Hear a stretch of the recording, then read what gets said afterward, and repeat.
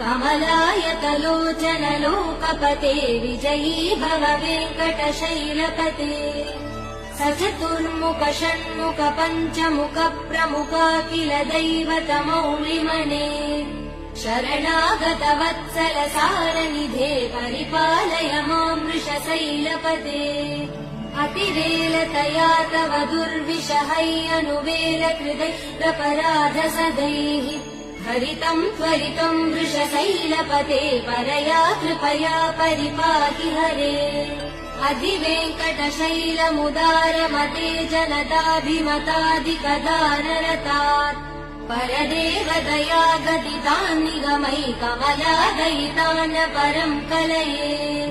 कलवेणुरवावसगोपवधू शतकोटिवृतात् स्मरकोटिसमात्